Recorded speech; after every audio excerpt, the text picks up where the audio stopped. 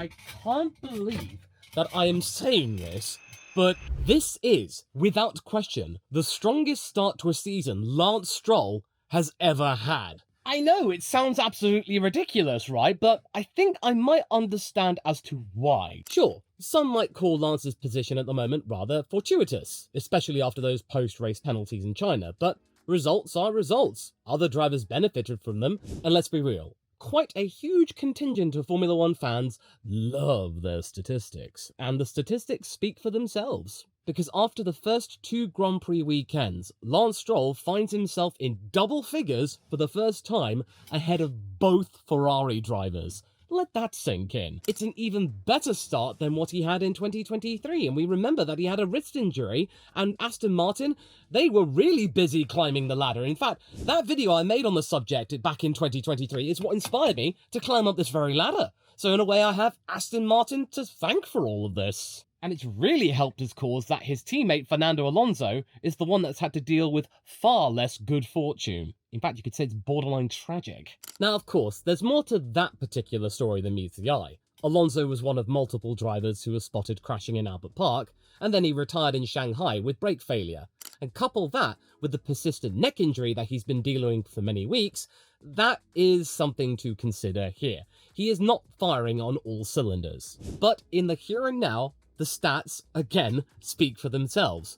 Without really expecting it, Aston Martin are still in the hunt within the midfield when many, including myself and probably even themselves, were writing off the 2025 season in the hopes that next season would be more fortuitous for them. But no, where they are right now, it's Lance Stroll who's put them there. I can easily expect Fernando to redress the balance in due course once he's gotten over that neck injury, and he's got a car that can actually go the distance. That will certainly turn things around. But this is still the best start Lance has ever had. It's just something I really wish to acknowledge and make people aware of, especially in the midst of all the negativity that's been going around. I've seen so many people in the comments of my videos just clamoring for some positive and interesting news that isn't about Red Bull, Liam Lawson, Max Verstappen. I think you could do with a breath of fresh air, which is exactly what I think Lance Stroll has actually imbibed. Changes being undertaken at Aston Martin may be starting to unlock more from the Canadian. Sure, his personality hasn't changed, and the ever-present shadow of Papa Stroll remains, and it's no secret his long career owes plenty to family ties, but let's zoom out a bit here. Because as the saying goes, with Aston Martin's fortunes to be rising up in due course, a rising tide lifts all boats. Aston Martin's ever-growing brain trust may actually yield benefits sooner than expected. Now, of course, I will talk about Adrian Newey here, but I'm not saying that that is the biggest factor as to why Lance Stroll has had such a good start to the season. There is one little thing that some people may have overlooked. I initially did as well. But if you are a Mick Schumacher stan or a Haas stan, then you probably might be able to sense where I'm going here, because I, for many years, have always believed in Gary Gannon. He is Lance's new race engineer for 2025, and the discourse that drivers and race engineers have over the radio, it's become a key part in the dramatic circus that is Formula One. I mean, just ask any Ferrari fan. But in all seriousness, the driver-engineer relationship, it shapes the race story more than you might think, and over the winter, Aston Martin has been busy reshuffling its personnel. Some names have moved around quietly or been pushed into the background entirely. Mike Crack, anybody? He's no longer the team principal, Andy Cowell taking his place. Adrian Newey has now assumed the role of the technical overseer of the entire team, which will be further enhanced once Enrico Cardile gets off the naughty step for starting work with Aston Martin too early for Ferrari's liking.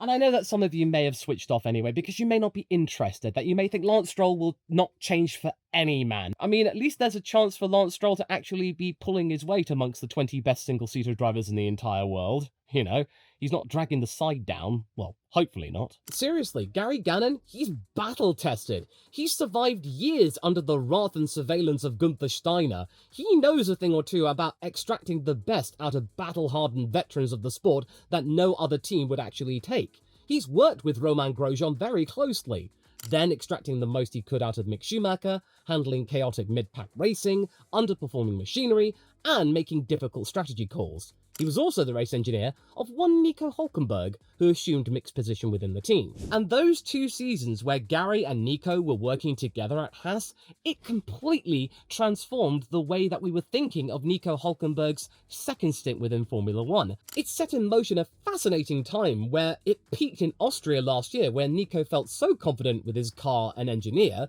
that he could actually spend some time in his race fudging around with his old teammate Sergio Perez in the battle for P6, which the German won.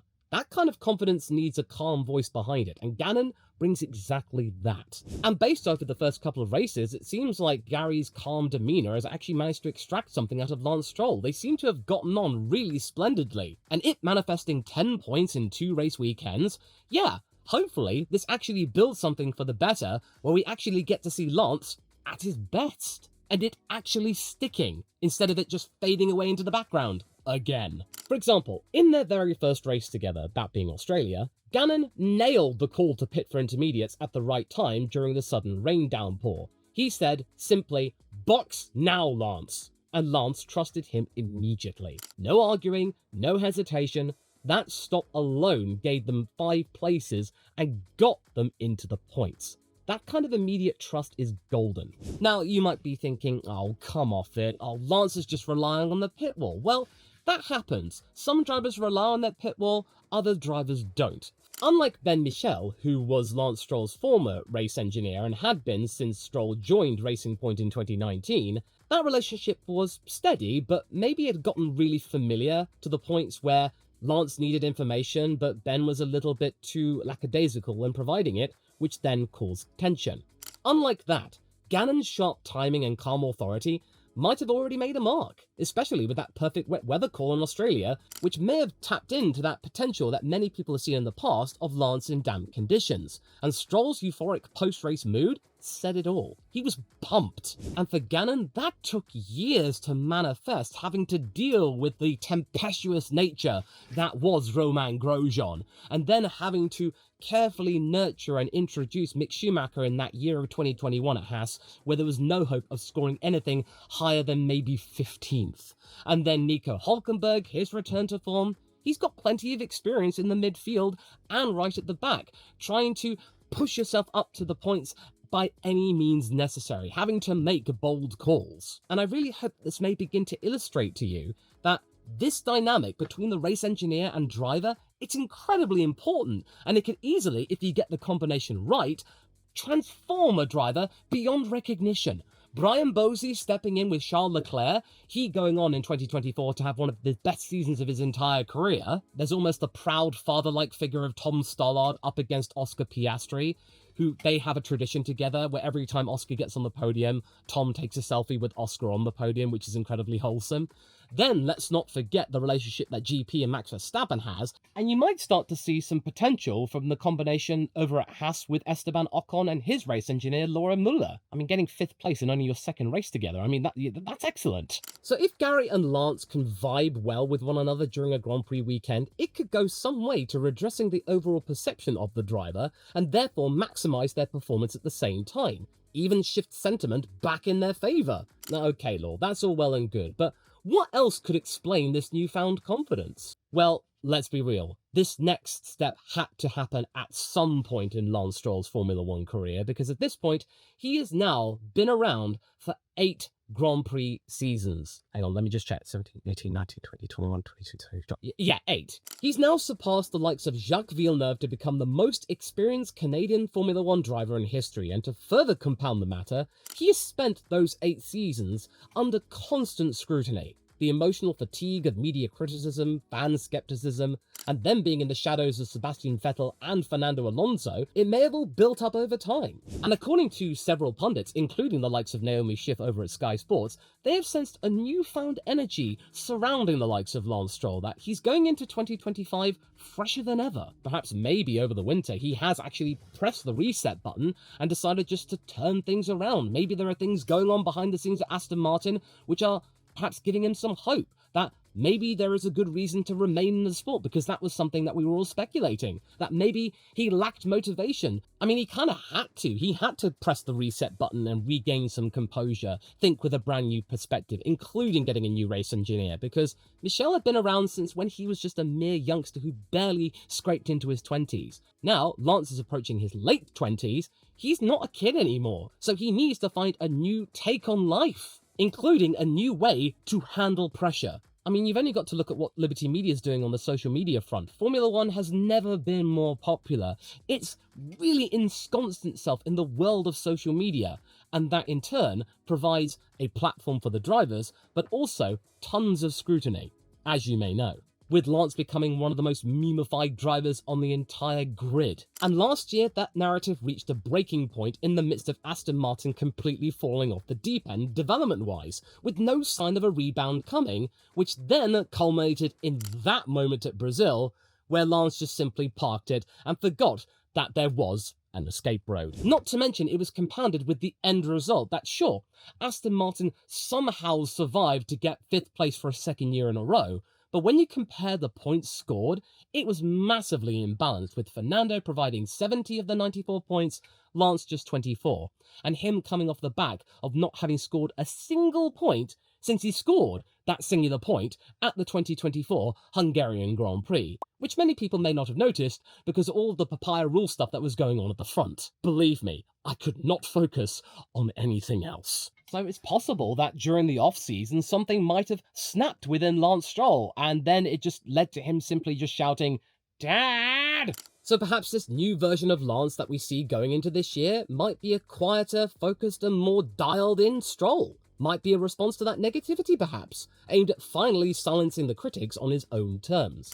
And speaking of silencing folks, even though the team has never put any sort of public pressure on him, they might be putting on some private pressure. Because I don't think you need me to tell you that for the last couple of years, whilst Mike Crack had been the team principal of Aston Martin, there were moments when Mike would be saying, "Oh, Lance is doing absolutely fine. What are you talking about? For anyone criticising Lance Stroll, how dare you be so mean? I mean, just look at the kid. He's doing really well." All the while, he goes on a streak of not getting out of Q1. It was completely out of touch with reality. You just got the sense that there was no real, genuine thought going into what Mike Crack was saying, and that he was just being a mouthpiece for the upper management to try and get people off of Lance's back. Now, though, with the brain trust that is coming in, led by Andy Cowell, you feel like the message is a little bit more, I don't know, realistic, honest, down to earth, less delusional? In fact, you could easily say that at points, Mike Crack was easily just acting like a sycophant. I can imagine that there has been a notable amount of pressure stepping up within Aston Martin because, let's be honest, there is a lot to be intrigued about going on at Aston Martin for the following season.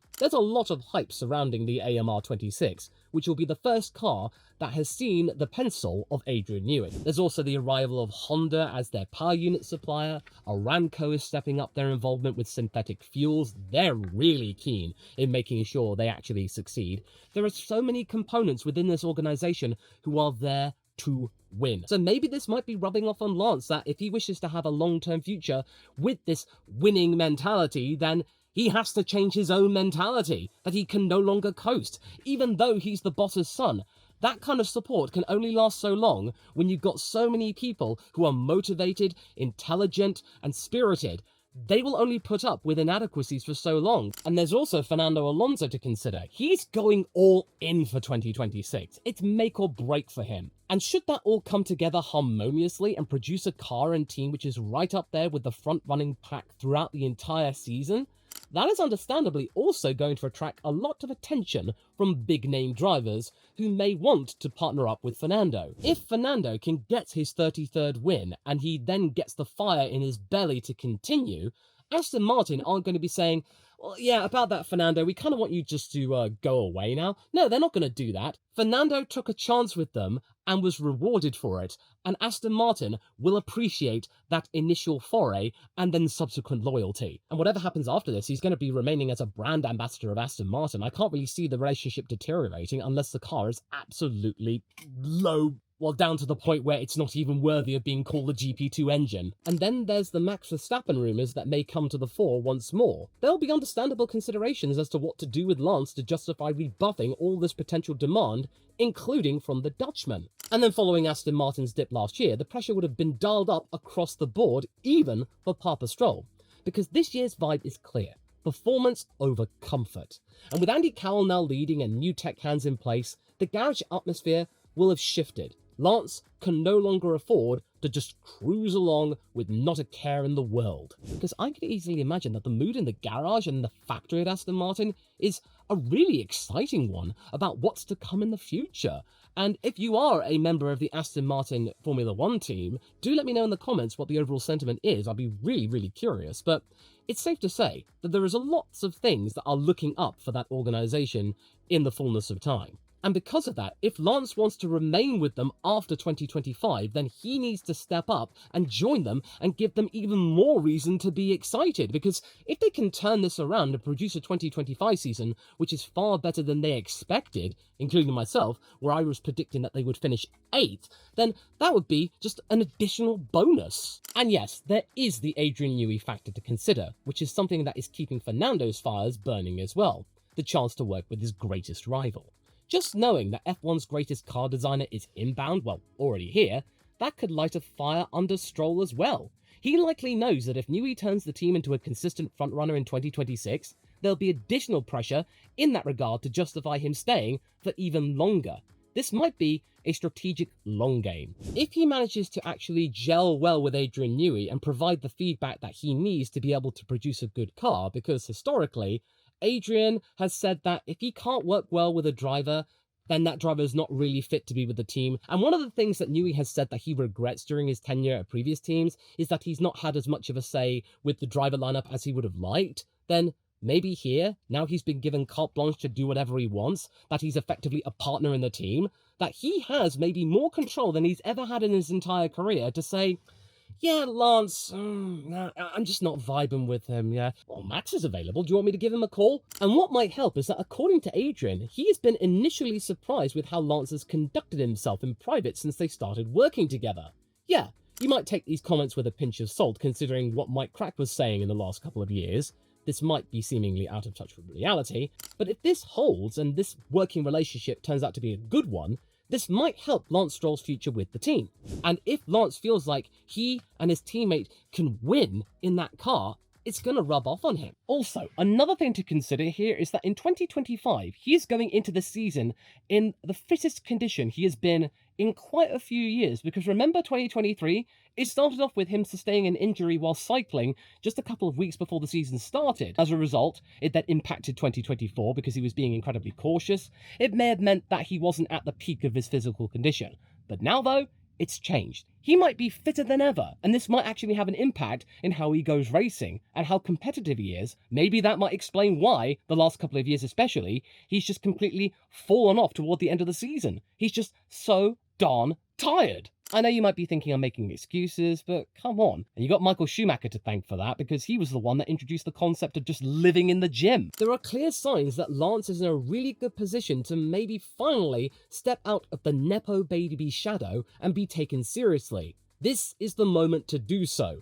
The team will eventually need somebody to take the mantle of the team leader, and if Lance isn't up for it, or looks like he will never be up for it, they will look elsewhere.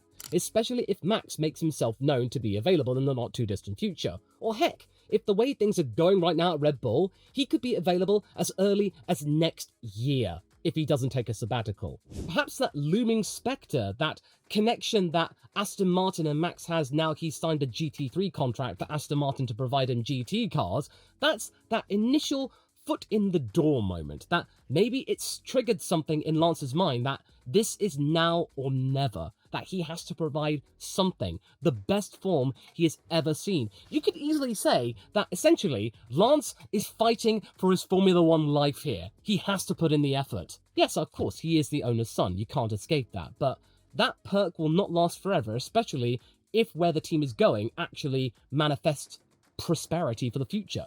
But in the end though, it may not even matter. Lance may end up being replaced next year anyway. But based on what we've seen at the start of this season, it may seem like he is at least going to give it one last try at least, see what happens. So what are you trying to say, Law? Are you a Lance Stroll fan now? No, I'm not a Lance Stroll fan. Put simply, as a person, he's just not my cup of tea. He's not for me. But as somebody who is a content creator within the space, I try my damnedest to try and give credit where it is due. If Lance has a good day in the office, I am going to praise him for it. If he has a really bad day at the office, then I will chastise him for it. And if he's had a really bad time of it and made a disgrace for himself and the sport, I will send him to the dark bit. I will send anyone to the dark bit that deserves it. And that's something important to remember. That sure, I do have some biases, but I do make it incredibly clear. I do respect my boy, Oscar, but at the same time, I do accept that he has got some things to try and overcome, especially from last year. And in the case of Lance, you can't escape the fact that 10 points in 2 race weekends, that is an achievement for him. It can completely unravel in the next race, and then we may be back to where we've been for the last few years. Of course, it may. But in terms of a start, this is a credible feat. And in the midst of all the turmoil going on at Red Bull Racing, Ferrari, and the composure of McLaren's title defense, Aston Martin surprised perhaps even itself in how in the mix they are compared to with the rest of the midfield.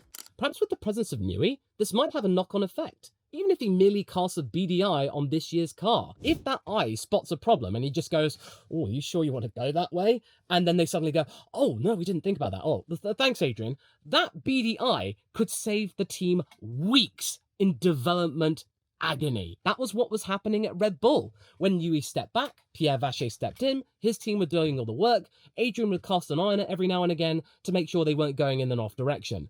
And that's why they are suffering right now. They haven't got that oversight anymore, and Pierre Vacher is too darn stubborn to accept driver feedback. You would think that after winning 4 world championships, Max would have a say, and he could allow the team to just get on and do their own thing. The positivity that may be brewing at Aston Martin, it could affect Lance for the better. And even though I severely doubt he could ever contest a world championship in his future career, or realise the dream that he and his father have had for so long to win the F1 championship, he could at the very least become a rather competent midfield representative who could perhaps snatch a podium finish on occasion. I don't think that would be enough. Nothing special, but he was certainly competent. I mean, there's one thing for sure already. Lance Stroll is not the worst driver Formula One has ever seen. Sure, he's been given chance after chance after chance. He's been afforded far more time than is deserving. Many drivers in the past who were more talented than Lance were not given that luxury. That is something you have to acknowledge and just say, it happened. That is part of the whole Lance Stroll conundrum. And again, he could easily go off the boil and become anonymous further into the year. That could easily happen again. But at the same time, it may not happen. We might actually have seen something manifest itself. The race engineer and driver relationship, it is really, really strong. And if it holds, then it could work wonders for the Canadian. And if the good ship Aston Martin is headed for a bright future with really big-name partners and many big-name drivers wanting to come their direction, if Lance can just hold the course and actually show some motivation and contribute, and this partnership with Gary Gannon really takes hold and becomes one of the greatest relationships going on the grid at the moment, then yeah, there might be a future for him yet. We might see a different Lance Stroll. Or we might not. Who knows? But it's certainly worth acknowledging this uptick in performance. And quite frankly, I just wanted to talk about something positive, and I'm quite sure you wanted to hear something positive. And another thing that's going on within F1 which is positive, or can be considered as such, Mercedes. With George Russell leading the charge, Toto's crew may just about leapfrog past Ferrari and Red Bull and stay there. To find out more about why the team has found itself where it is right now as the most compelling challenger to McLaren at this time 2 races in, watch this video next, straight after this one.